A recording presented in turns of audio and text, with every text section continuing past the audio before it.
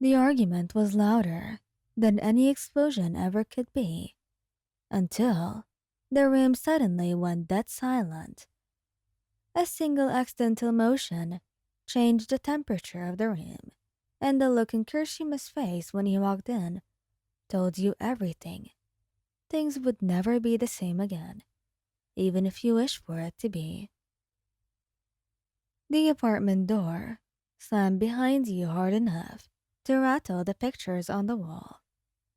Your hands were still shaking, whether from anger or shock. You couldn't tell anymore. "Don't you dare walk away from me." Bakugo's voice exploded through the space as he stormed after you into the living room. You rolled around to face him, your own anger flaring hot in your chest. "I'm not doing this right now, Katsuki. You're being completely unreasonable." "Unreasonable?" His crimson eyes blazed as he closed the distance between you. "You could have gotten yourself killed out there. Do you have any idea what could have happened?" "It was a routine patrol. I had it under control." You knew your voice was rising to match his, but you couldn't help it.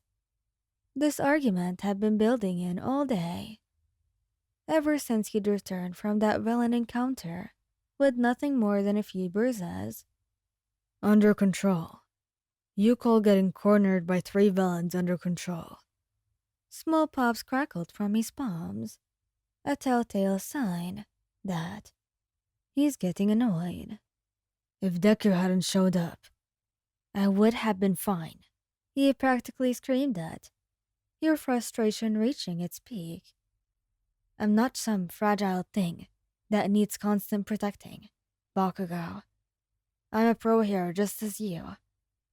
"That's not what this is about, and you know it." "Oh? Then what is it about? Because from where I'm standing, it looks like you don't trust me to do my job." The words hung in the air between you, like a destination waiting to happen. Bakugo's face confronted with an emotion you couldn't quite read. Rage, fear, and frustration, all mixing together into something volatile. "Don't you dare," he started, his voice dropping to something dangerously low. "Don't I dare what? Tell the truth. You've been suffocating me for weeks now, Katsuki. Every mission, every patrol, you're breathing down my neck like I'm going to break." "It's because I care about you, damn it." The confession ripped out of him, like it physically hurt. "Because the thought of losing you makes me want to." "I know," you shouted back. "I know that you care, but you can't keep. You don't know anything." His hand shot out, gesturing wildly. "You don't know what it's like to watch the person you love throw themselves into danger without even thinking. Without thinking, how dare you?"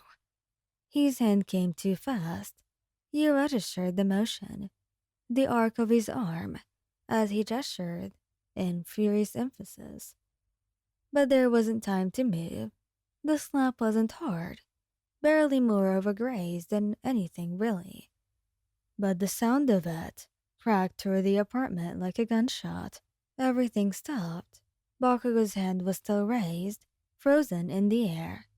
His eyes went wide with horror as the reality of what just happened crashed over the both of you. Your own hand had flown to your cheek, more from shock than pain. Your lips parted in disbelief. "I..."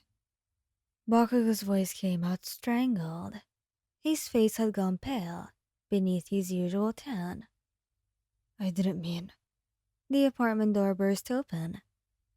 "Hey, I could hear you guys from the elevator." Kirishima stopped dead in the doorway, his gem bag sliding off his shoulder to hit the floor with a heavy thud.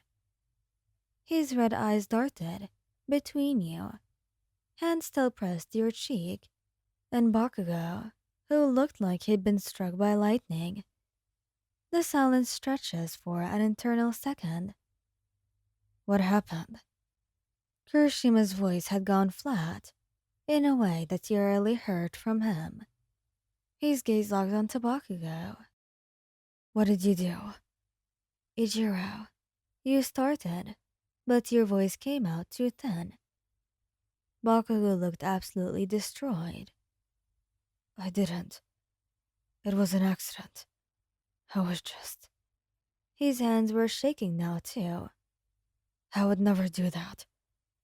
Kirishima crossed the room in 3 long strides, positioning himself partially between you and Bakugo.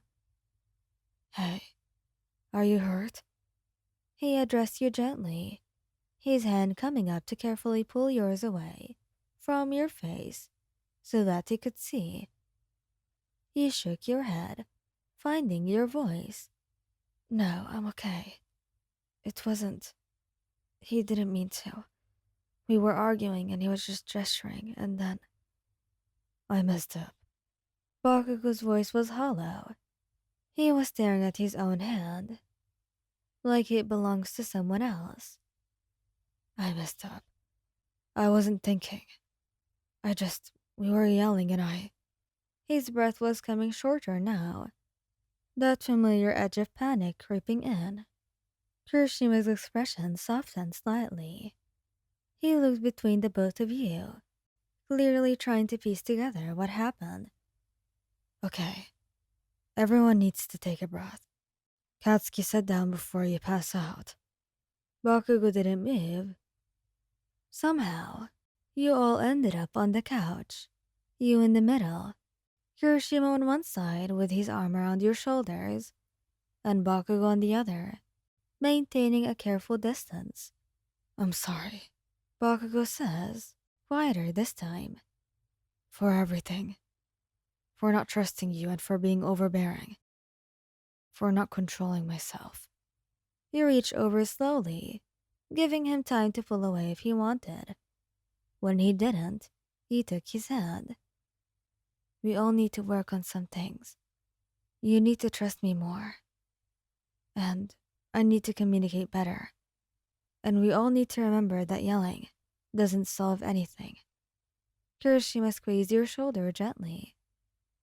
We're gonna be okay, he says, looking between the both of you.